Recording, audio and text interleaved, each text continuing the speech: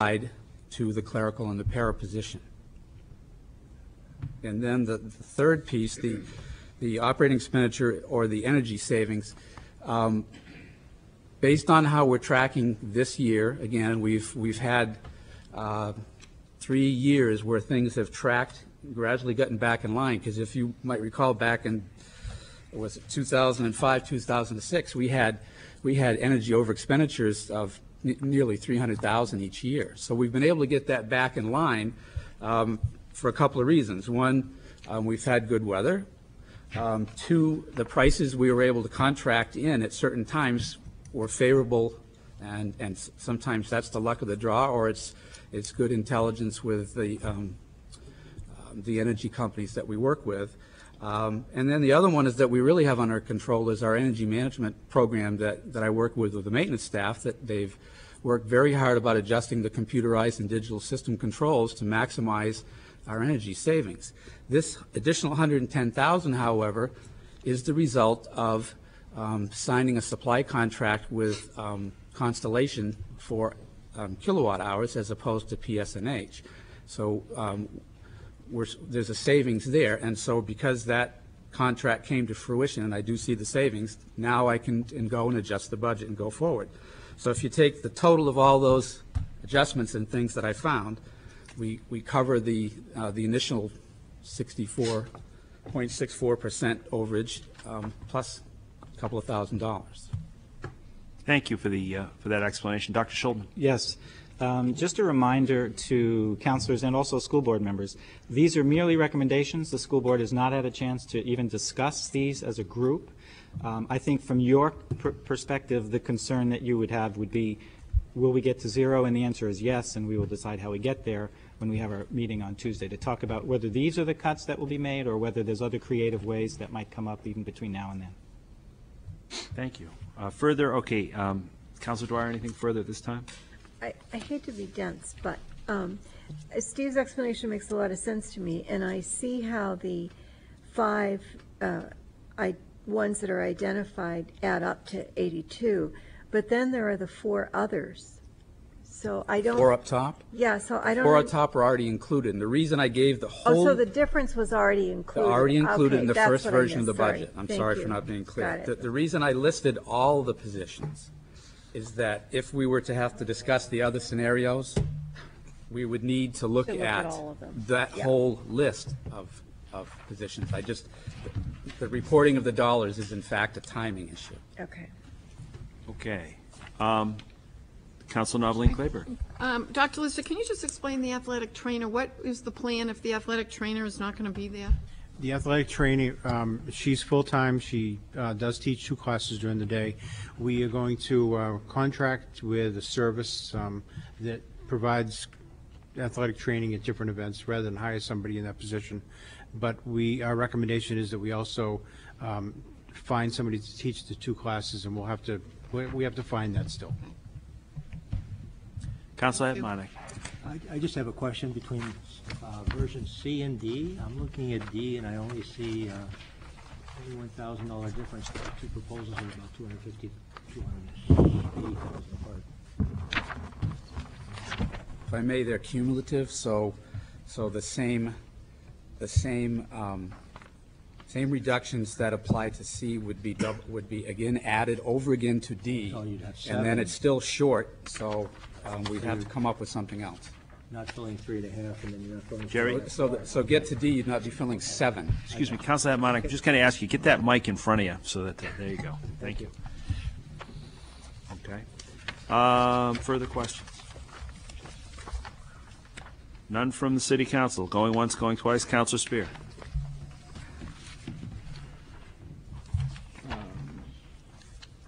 I think version A is definitely a great place to be. So I'm very pleased to see version A come out. And it really puts kind of all the departments on the same footing now in terms of where their budgets are. Might be our last work session, so I just wanted to put out there what I'm thinking.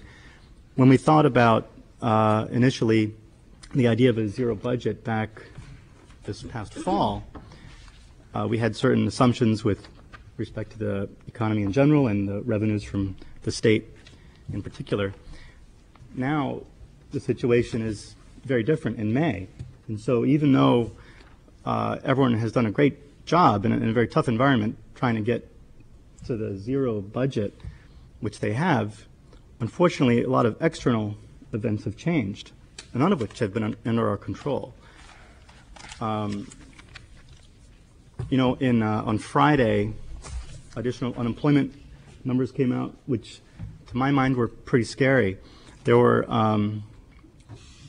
I just read a few economists in the New York Times had a couple of sentences that to me were very striking, because we're doing this budget for the next 12 months. In April, more than 1 in 4 unemployed workers had been without jobs for 6 months or longer, the highest rate on record since 1948. Another economist said, an accurate assessment is that the economy's pace of contraction is slowing, which is not quite the same as stability, and still a long way from the economy actually improving. Another economist says, soaring unemployment is depressing wage gains. There's much further to go here. Seriously bad news. And declines in the private service sector have been pervasive. And when I'm thinking about this stuff, I think it's a very different place from where we were even 6 months ago. And so what I'm trying to think, it's very challenging for me to offer a tax increase to Portsmouth residents, even though we've kept our own house in order by keeping our budgets at zero. The events have been external to us. It's still something that I'd hate to pass on, and so we have another month to look at the budget. And I'm hoping that we can, and not just the school department, mind you, because like I said, all the departments now are kind of in the same place. Still, there is right now a modest tax increase, and I'm hoping to avoid any tax increase. Maybe in the next month we can work on that. Thank you, Councilor Spear. Again, any other councilors wish to speak at this time? Councilor Dwyer. Not a question, but just to add some more information into the pile that, maybe the school board can take into account when they have their work session. During the budgeting process, we get, so much information, and it's so hard to sort of figure out, especially when you start to hear public comment and different people have different perspectives on what's right, what's wrong. And in listening to your last board meeting, the whole class size issue has become among, I know, some parents, just sort of the rallying cry. And I wanted to just take a look to see what the facts are here, to look at a way of looking at facts, because what I heard in your last board meeting was a lot of information about trends that I think you were feeling were alarming about class size. So partly to kind of reinforce where I think you are and the decisions that I think you've made, I wanted to look, and I used the data that you report to the state on this, to look at like over the last 10 years, to look at 3 trend lines to see what's really happening. And so the bottom one, the little diamonds, is student per teacher ratio over that period of time, as reported to the state. And this is just teachers, it's not paraprofessionals. So it's probably the closest proxy to class size. And contrary to a lot of what has been said over the last couple of months, the trend is not actually an increasing ratio, but a slightly decreasing ratio over those 10 years. And if you look at the middle line, the squares, it's the approximate number of students, average daily membership, and you can see that that's pretty flat, and that's in hundreds. Obviously, these are on different scales, so some are hundreds, some are millions.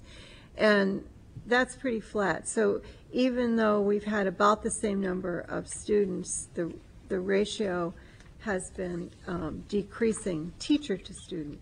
And then not adjusted for inflation, but you could do that if you wanted to. The triangles on the top are the school budget in millions. So, read the x-axis in different ways depending on what line you're looking at. And you can see there that it's a steady increase, as you would expect, because it's been the school budget has been increasing every year, not hugely, but in a steady way. So I think, to me, that's very descriptive of sort of where you are, and also, I think, reinforces some of the choices you've made for decisions.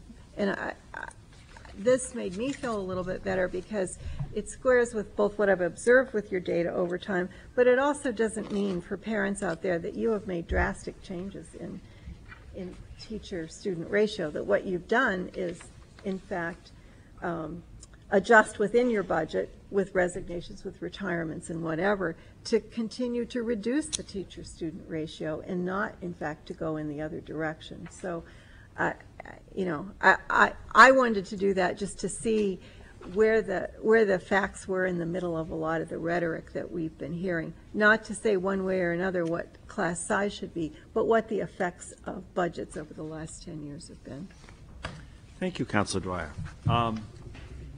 Does anyone else on the council, Councilor Noveline Claiborne? I just have a comment on this chart. First of all, when I look at '04, the school board cut its budget by $1 million that year, and I don't see it reflected in this chart. And that was the result of the statewide property tax. So if this is telling you how much the budget increases every year, it's not accurate for '04.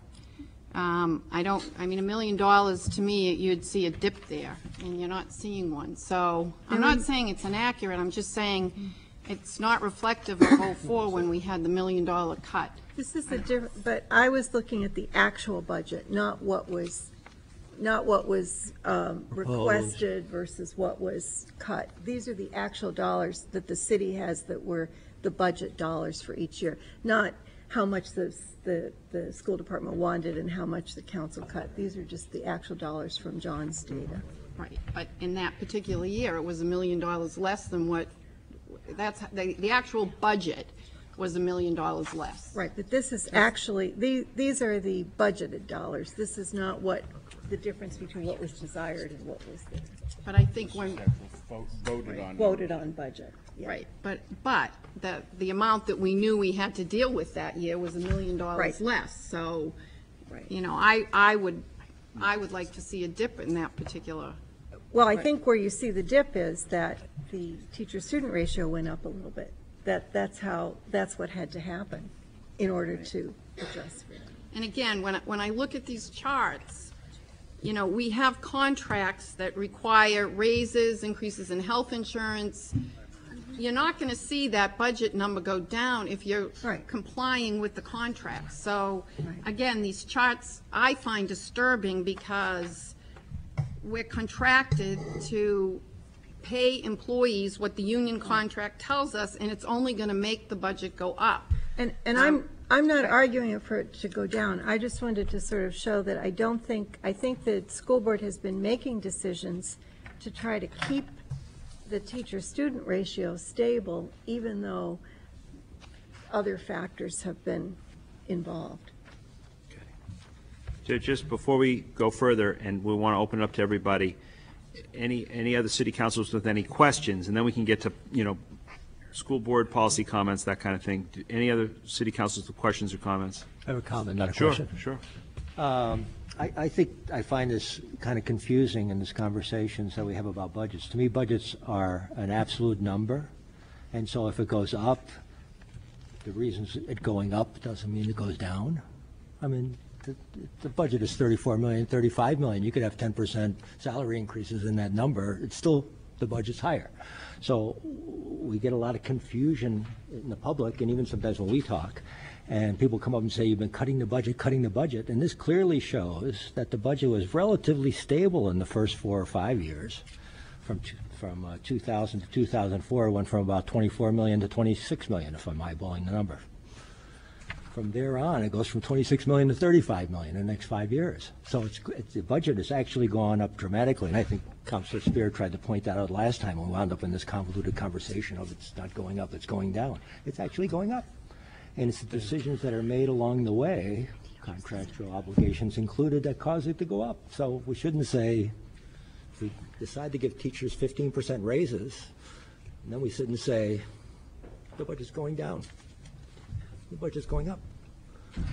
Well, I'm going to, thank you. Any further comments from city councilors at this time? Councilor Smith. Thank you. And I'm going to be asking this of all the departments. While we're still trying to tighten things up, one of the things I've noticed in a lot of the budgets are fees and dues for different associations and so forth. And if while the school board is going back through their final numbers, if you could look at which of those fees and dues and magazines, I'm not talking about magazines and books that are needed in the library, but fees and dues, to make sure that if you are joining an association, that you're truly getting the cost benefit back from it. I realize that some of the associations that are joined really have you're getting a lot of information back and you get a lot of value back for that dollar.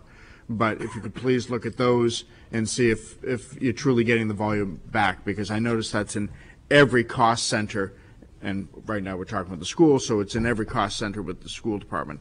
I realize some of them are blank, but I know it's a cost, it's in every cost center. So if you can please look at those and see if we're truly getting the number back. Granted, it's probably adds up to small dollars, but yet if we can get it right down to where we're not having that any tax increase, I would appreciate it. Thank you. Thanks, Councilor Smith. Councilor Spear. Thank you. I forgot to mention, I wanted to support the idea of the performance indicators that Dr. Lister mentioned, especially the holistic indicators. If the school board over the next year could come up with the measures, I would be very pleased, because it's really not my expertise area to come up with how to measure the school department's success. But having measures of some kind that allow us to see what's going on, I think would be very helpful. And I especially agree with the idea that the measures should be holistic, looking at all aspects of the education we provide. So, we have a year's time to figure some of this stuff out, and it really help too with communication between the council and the school board too, I think. So that I want to express my support for that direction. Thank you, Councilor Spear. Noted for the record. We should all try to remember that one, so I don't end up sending a letter after the fact. And at this point, do we have any councilors who have any more to say?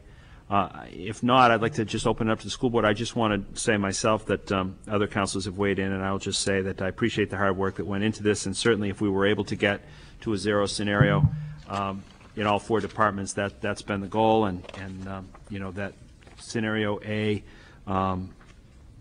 seems reasonable, and I appreciate that it isn't agreed upon, and I understand it will take more consideration, but it certainly gets my vote.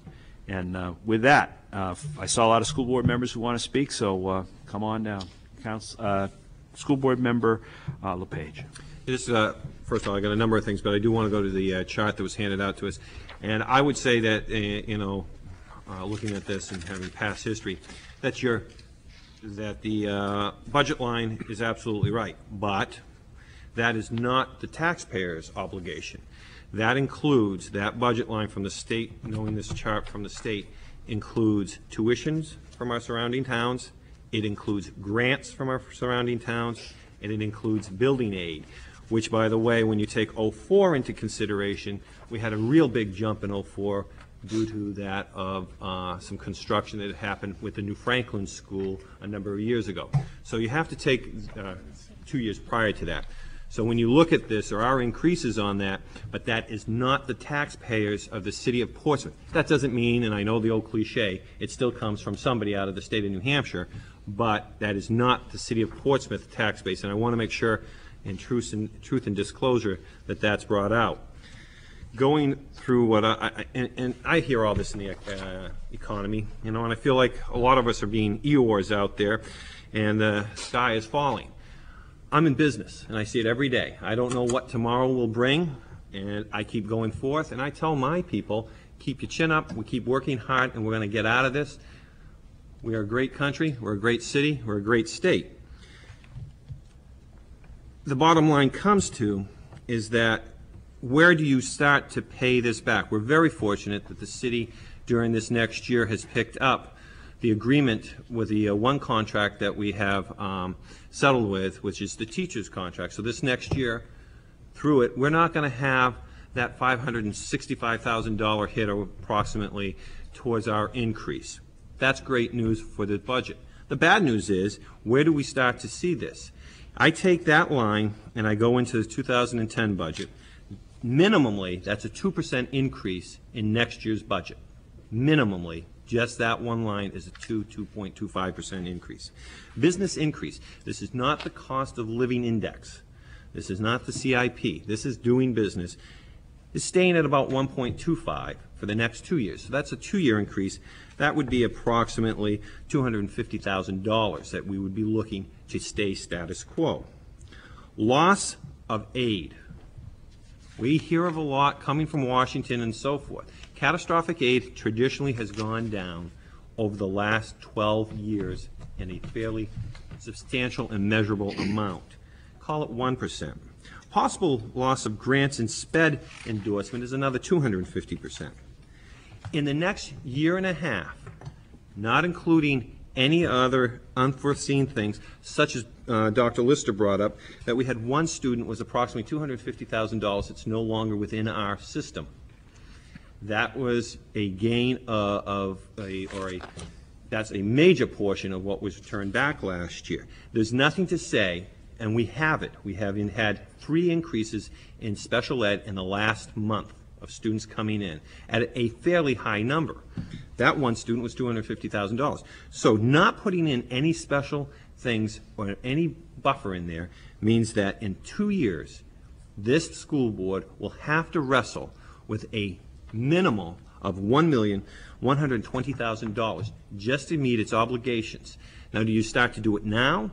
Do you start to take it? And I absolutely agree. I pay taxes 2 different ways in this city. One through my business and one through my house. And then I have a mother, and then I have 2 sister-in-laws, and I have a father-in-law, all owning houses in this town. By the way, how many teachers and how many people live in the city of Portsmouth and work for us? And they'll tell you they need to make sure they keep getting those obligations of raises. You'd be surprised if I told you approximately 50% of them live in Portsmouth.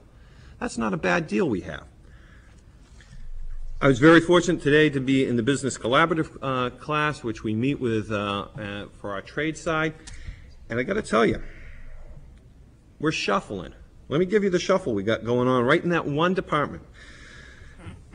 We put on 2 business classes last year. Needed it, never should have lost it. We probably should have done different things to make sure it went. We had great help from Bob Montville and Bob Ifola, and there were at least 2 or 3 others. I hope I don't leave them out. That's the only way we kept business going. We put them back in last year because you allowed us that amount of money. Guess what?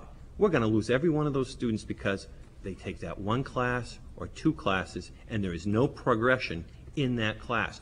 Why would you take a class that you cannot take and go further on? Because you wouldn't take French 1 knowing that you need at least French 2 or 3 to get into college. Well, guess what? You need the business classes to move on in. And the bottom line is that there is no further business class beyond that. Next is the economics class. Even as a board, we probably wouldn't have put it in last year. It's a state mandate. There is no furthering of that. We meet the minimum, and we're not going to give any more in that. And if we're talking about economics and so forth, I'll tell you, that's one class I'd love to see every child have at least 2 classes in with their desire. Welding. We're going to have another class in welding this year. How did we get that other class in welding?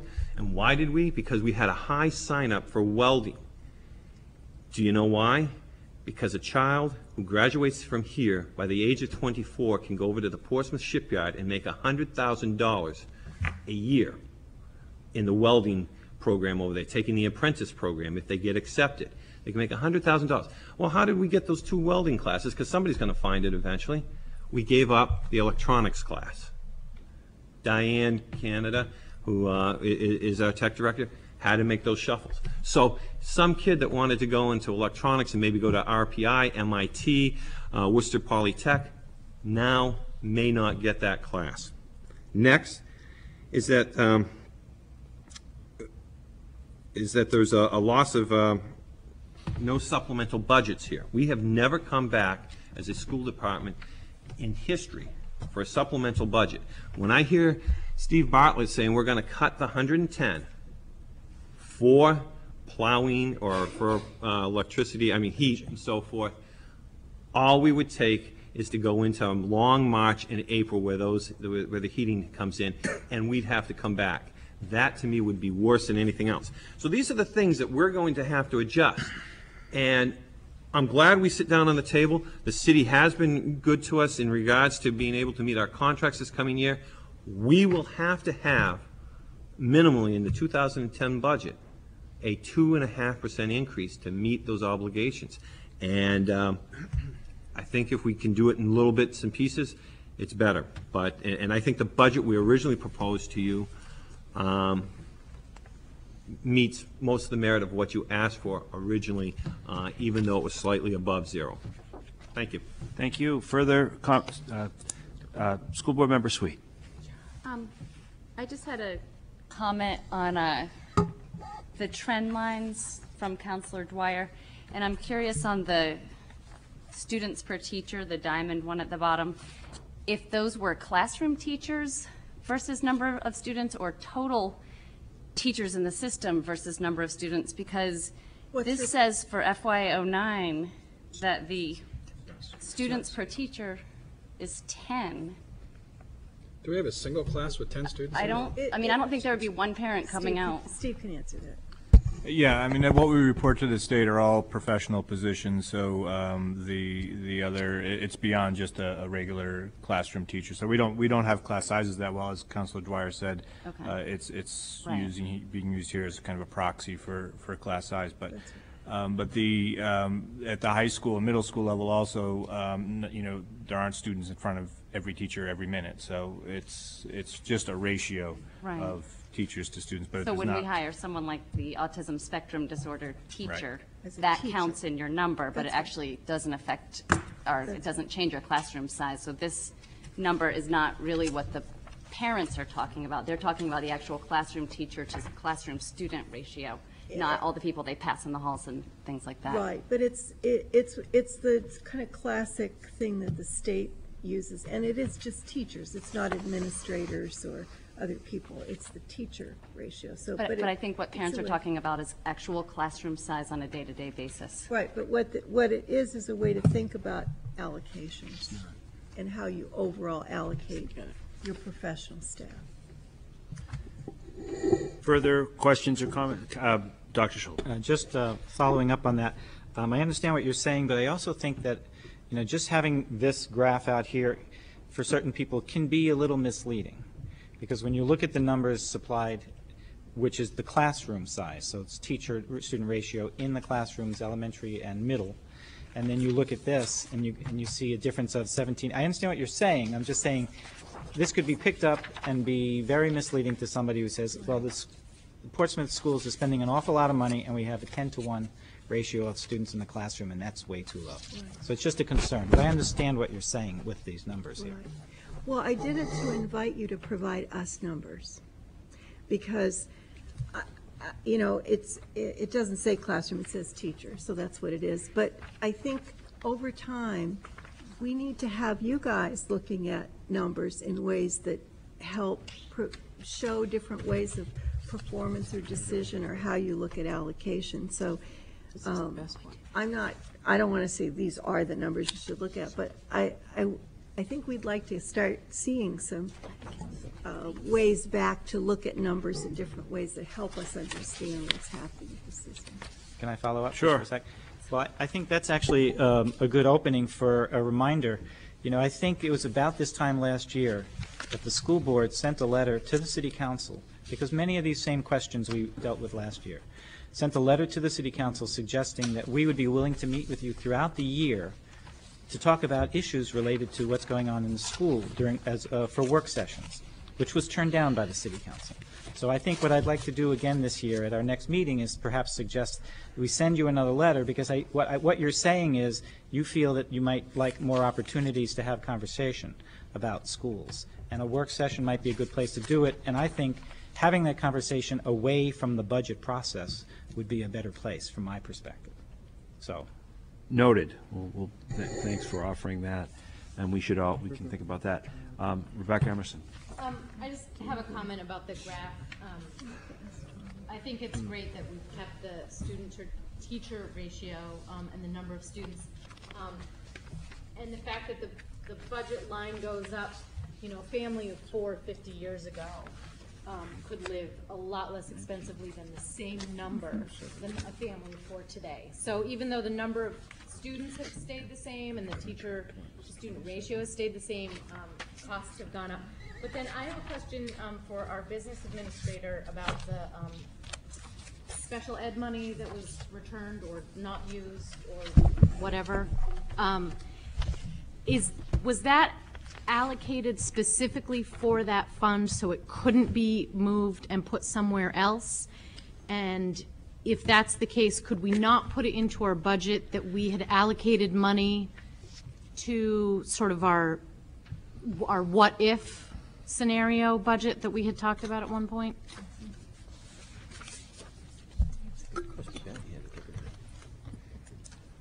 Steve, if you wish. When we had the situation of the special ed deficit year before last, we were able in 2008 to put in a small increase in the budget in anticipation of having the same thing happen, because we knew it had built up gradually. It would probably take several cycles to get it under control. And the one thing that we wanted to make sure of is that we did not have a recurrence of that. So we anticipated a number of expenses, and so during the year I asked people to slow it down, be very cognizant of what you bought. I wouldn't shut you off for classroom things needed for the class, but please, because we could be tight, and I'm not sure if we're going to get as much savings in every area, so it was a contingency plan. And because a lot of these expenses are not truly hammered out and made known until the very, very end and very late in the cycle, we ended up doing better anticipating something which actually didn't fully happen. So that was money that, yes, I guess we could have spent, but as Dr. Lister said, with a couple of days left in June and start pounding out purchase orders, I mean, that's also a red flag as well. So it was almost like a perfect storm type thing. We did well with energy. We had some personnel costs where we filled those positions much later on in the year, or we ended up having to use different options, so it did come in less. So that was helping, plus the fact we cut back on expenses to be cognizant of it, and there was some of those special ed expenses, quite frankly, just did not materialize at the end of the year as we expected they would. A lot of times we don't have the exact figures for a lot of these special ed services from other outside agencies until August. We have estimates, and when the estimates come in and they do all this stuff, because a lot of them have to figure out what their costs are, divide them up, allocate them, and everything else. So we get a number that's different, but we have to come up with that best estimate. And working with the city manager and the city finance director, we had talked to the board that we were going to try to be very careful to make sure that we did not have a recurrence of that deficit. And so it's not like we could have rolled it over and to build up our what-if special ed What fund? you're talking about is setting up a reserve fund, which is that's a whole different scenario, which has to be worked out properly with the auditors and under charter and with city manager's office and finance director's office. Thank you. Let me just say at this time, just to sort of, all comments this evening are relevant, and of course appreciate the additional dialogue. I would also say that we're in a situation where we're talking about a scenario, potential solutions. The board has to go back and do whatever it has to do to get where it feels comfortable. And I appreciate that a lot of these questions are informative and interesting. And as Dr. Schulman said, sometimes I think offline discussions about education outside of the budget process may indeed be a good idea, and that's something we can look into going forward. At this time, is there anything more on the budget, sort of writ small? Yeah. I have a question for Mr. Bohanko. Yeah. Just so that I'm clear. So with all the departments coming in at around zero, my understanding from what I've heard in the past is the tax increase is still going to be about 21 cents? Correct. And if following what you're, if I might. I think actually this is a perfect segue. So if anyone has a real important thought, we'll get to it. Otherwise, we'll go to John, and the timing works nicely. So, Well, I think what I have talked throughout this budget about was the external factors. And there are two external factors that are going to come into play with that 21 cents. It's the loss of the revenue sharing from the state, which is about $657,000, which we didn't include in the budget, and also the $200,000 approximately that is increasing on the county budget. That's 21 cents right there. $857,000. Correct, thereabouts, yeah, it's pretty darn close. That's 21 cents right there. And so we had, when we originally, the budget came in with departments coming in at zero, the municipal and fire, police came down $124,000, which brought it down to the 27 cents. If the school board feels and makes the adjustment and recommends that to the city council, that's an additional $228,000, so we'll come down another 6 cents. So we're at the 21 cents. So really, we're at a situation where we would have been at zero for the tax increase, except for the loss of revenue sharing and the increase in the county tax. Right. So that's where the 21 cents is. So just to follow up, so obviously I think the county tax won't come down. They're going to get what they get. But is there any potential anywhere in the future that the state is going to come through with money that is relevant to the revenue sharing? Well, right now, the state Senate is deliberating on the budget. And it is our hope that we only are affected by just the revenue sharing in the amount of $657,000. There has been a lot of conversation. The governor did reinstate the meals and rooms tax, which is another $981,000 in revenue for the city, which we did include. But the Senate is talking about reducing that share a little bit more to find a $500 million gap that they have, I believe. So we don't know until the end of the year. They might tweak. They may tweak that down. You know, we budgeted $981,000. They may tweak it to the point where it goes to $900,000. Technically, under the law, what was supposed to happen was there was supposed to there was a phase in over time where we would have been receiving 50% of all.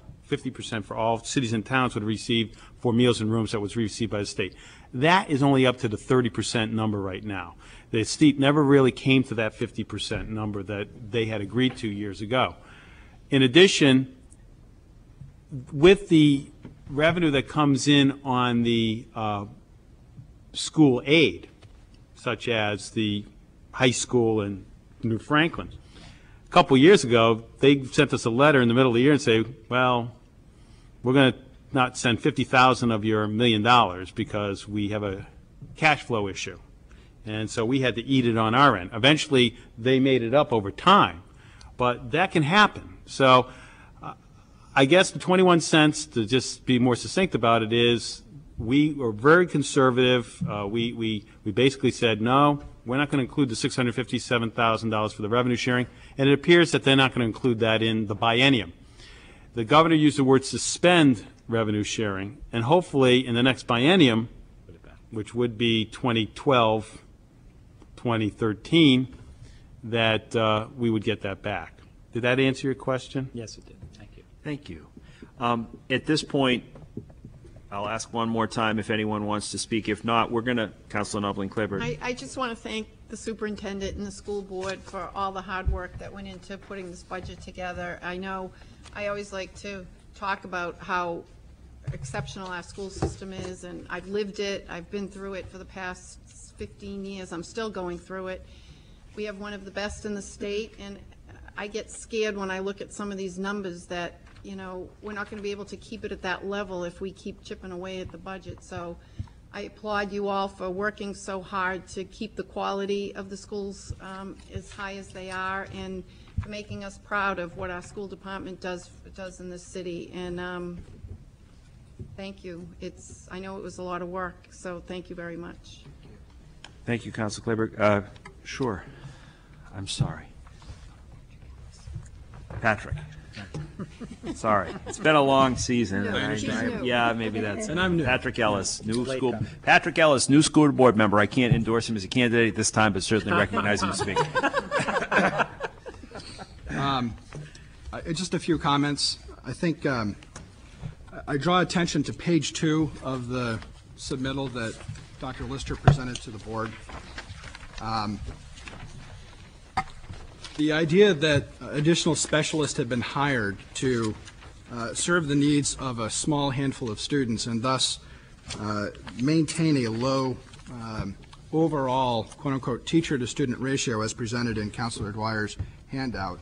I think we haven't strongly made it clear enough that that is just a little bit disingenuous in terms of what's really happening. Look at page 2.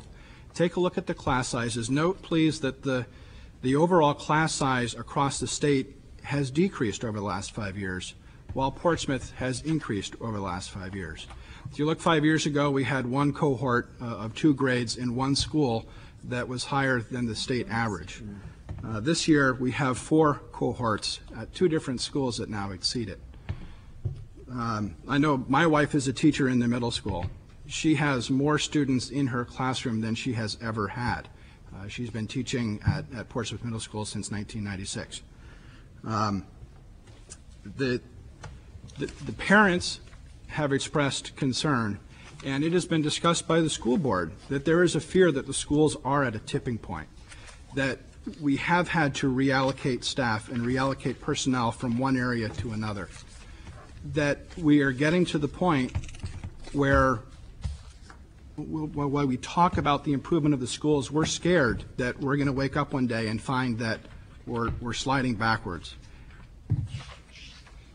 I would hope that our schools would be a beacon, that all the residents of Portsmouth would be proud to send their children to our schools. I'm fearful that while some will be afford to send their children elsewhere, that the vast majority of households in the city don't have that option to send their children to private school, and that we are at a tipping point. I just caution the City Council, and there was mention of perhaps being more aggressive and seeing what we can do to get the overall budget to 0. This is not the time to be taking away from education, a time when the focus is on retraining and putting people back to work. The idea that we take away from our children's future to give them less information, less teaching, this isn't the time to be sacrificing their future. Thank you. No problem. Any further comments or questions? If not, I'm going to first of all, we're going to have a brief recess, if that's okay, and then we'll go on to the nuts and bolts of putting the whole thing together. Everyone is most welcome to stay. As far as the school board is concerned, we very much appreciate your time, as always, and the hard work of the school department and responsiveness that you have shown. And we look forward to getting through this budget process one fashion or another. So thanks very much, and we'll have a brief recess. Thank you.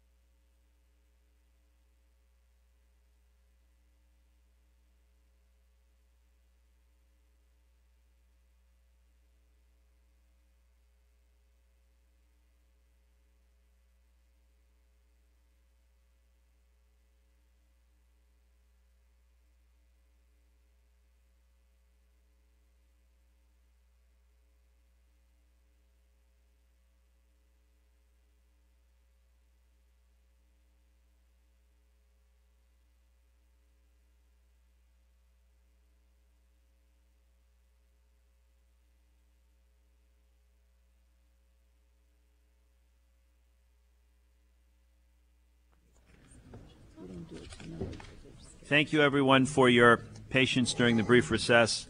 We're now back with the City Council in the general work session, and we'll turn it over to the City Manager and go forward with potential resolution. Your Honor, I don't mean to go through all these resolutions line by line, but I wanted to just give these to you. They're basically the resolutions, the types of resolutions you will see on June 22nd for the adoption of the budget. And the first resolution is really about the general fund expenditures, and obviously we put a lot of question marks in there because we don't know what that's ultimately going to be. Then the second resolution adopts municipal fees, and that's Councilor Clayburgh's committee, and that only accounts for about 1% of the entire general revenues for FY for 10.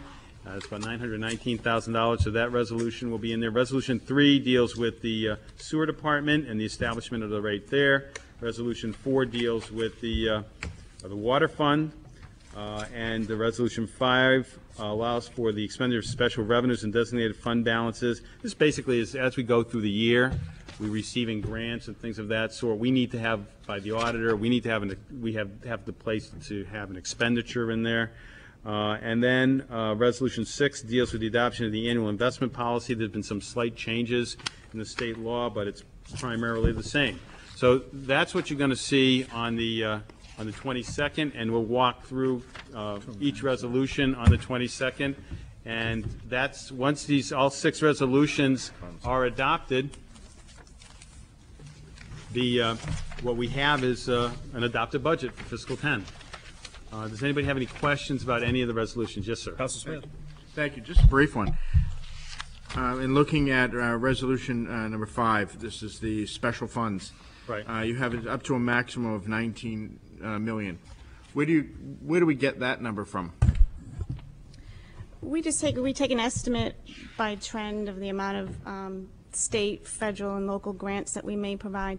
This is usually a very high number. If for some reason we receive a large grant during the year, this covers us for the appropriation.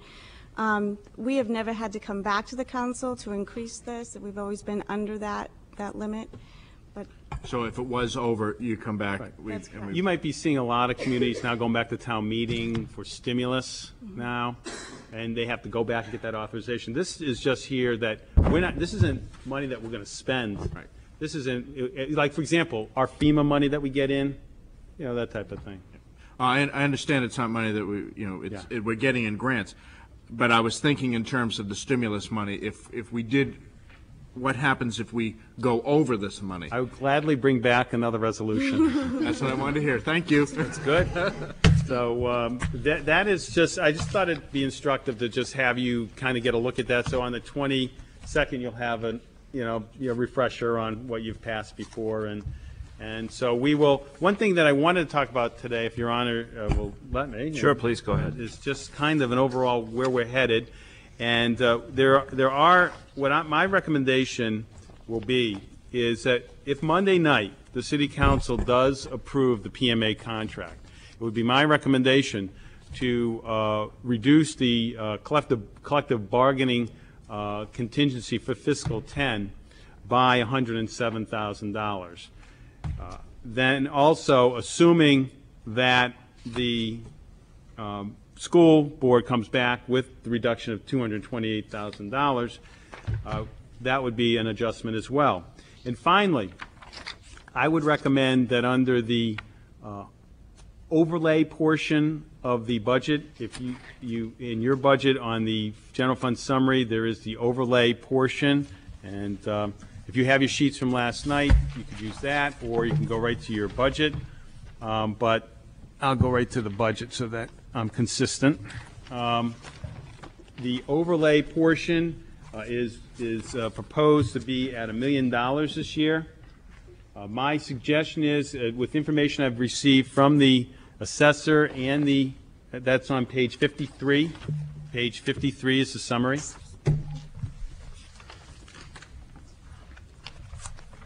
And you'll go down halfway down the page, and you'll see the overlay line, $1 million. That is to handle payments for abatements and things of that sort that might come through. We have settled a number of cases, and we believe that we can bring that down by another $100,000. I talked to Judy about that today and the assessor.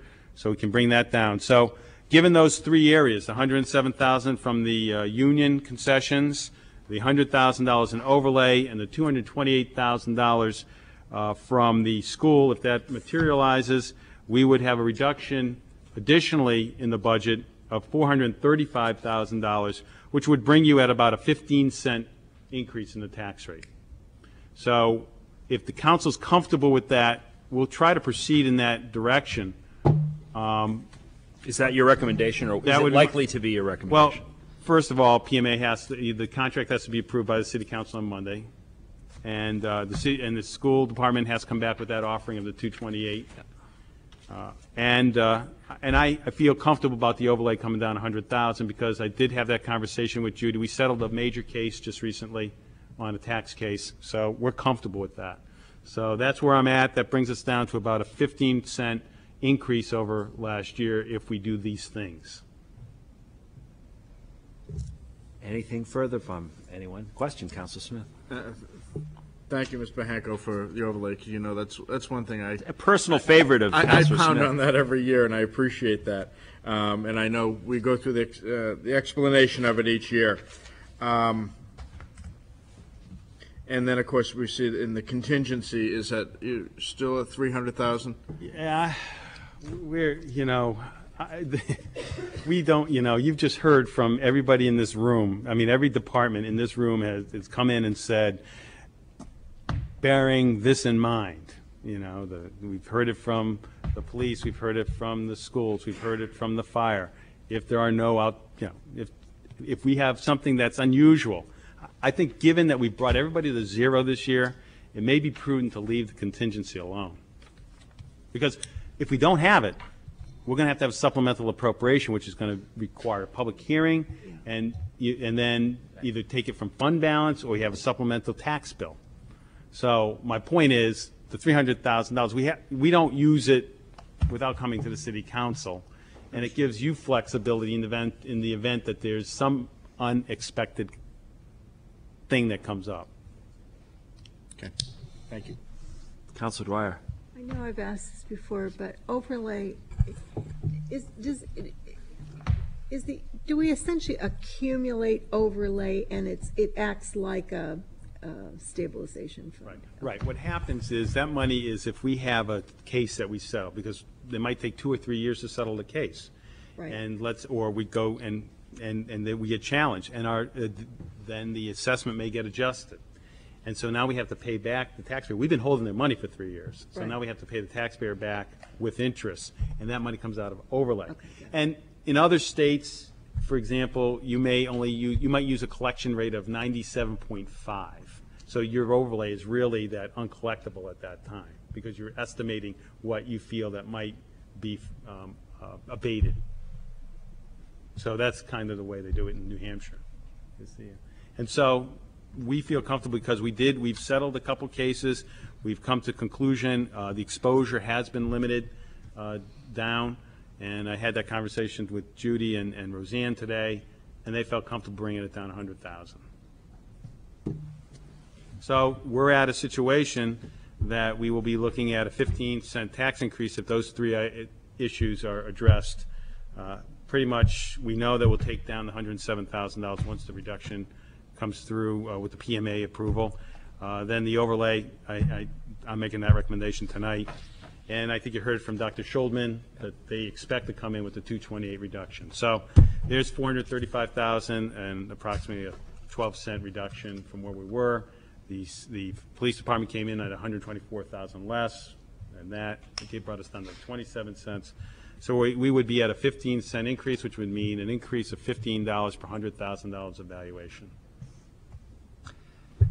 Councilor Noveline Claiborne. But that could still change if the state comes in with more money for us, correct? Or less. Or less. At this point, I would probably say I wouldn't expect more. Like I said, I'd probably expect. I'm hopeful that if they tweak the meals and rooms, it's going to be each town's going to lose $25,000, $30,000, so it won't affect us substantially. That's my hope. I don't think that revenue sharing's coming back. I'd be hard pressed. I'd love to see it come back. We've been calling and asking for it to come back, But, I mean, unless somebody has a better, I don't have a crystal ball right now. I don't know what's going to have, once the Senate does their budget, they're going to have a committee of conference, and who the heck knows where that's going to go. And ultimately, if we pass our budget, you know, you've done your job. We've brought it down as best we can. These are external factors that, you know, if you adopt your budget on the 22nd and the state chooses to take out another $500,000, when we go to DRA in October, we'll deal with it there. Thank you once again. Does anyone, go ahead, John. So I just want to make sure we're moving towards the 22nd for adoption, and I will make these adjustments in that budget for the 22nd unless something else happens that is unanticipated, and I'll come back to the City Council. Is everyone comfortable with that procedure? Councilor Smith? I'm comfortable with the procedure. I'm still not comfortable with the tax increase in this economy. So if there's anything we can do to continue to find savings anywhere, I'd like to be able to do so. One of the things I had mentioned tonight with the school board, and maybe we can look into the other departments, are things such as, you know, the dues and so forth. I know some of it is contractual. Yes, it's small dollars, but it all adds up to the line. Understanding that, you know, the county tax and what the state is doing to us is out of our hands. But unfortunately, it's our residents that are going to be taking it on the chin on it. But, you know, and I don't disagree with you, but you also have to realize that we have absorbed an awful lot, including the $500,000 in estimated revenue that we're not getting next year between the motor vehicles and the interest income. We've you know, and we may have other collective bargaining agreements. I don't know. I have no clue where that, you know, we got a month left. You'd need another $600,000. And I think at this point we're getting into diminishing returns, you know, because you got to remember there is a fiscal 11 coming up. Yep. And so, you know, we've always, as a city, tried to be as responsible as we can, not just looking to one year, but looking out over the future. And to do certain things this year just to do them may affect us in fiscal 11. I'm not saying that we shouldn't. It's just that let's see. Right now, this is what I feel comfortable with, and let's see how the next month shakes out. And if anything, we can dip into the rainy day fund because it's pouring out there. Well, we dipped in. If you look at the budget, we dipped into the amount of $1,053,000 this year. Yeah. We've never done that high. I know. Okay. So just want to make sure everybody's aware of that. So we're getting pretty darn close. I mean, I know that you'd like to get to zero, but at some point it becomes diminishing returns for us. And because we are eating a lot of the state reductions and the reductions in the motor vehicle and the interest income. So just keep that in mind as we get into it further. Okay? Thank you. Councilor Noblin-Claiborne. When you first presented the budget to us, it was a 30-cent increase, Correct. So Correct. we've come down 50%. Yeah, 50%, So that's not bad. Well, you look at other communities and, you know, I think we're doing pretty good. I think you know, if you do look at other communities, this has been genteel by comparison. So appreciate the hard work of everybody, all departments, everybody, all employees, all staff, city manager, et cetera. Any councilors have anything they want to put on the floor at this point? And if not, we'll see you Monday. Thanks very much.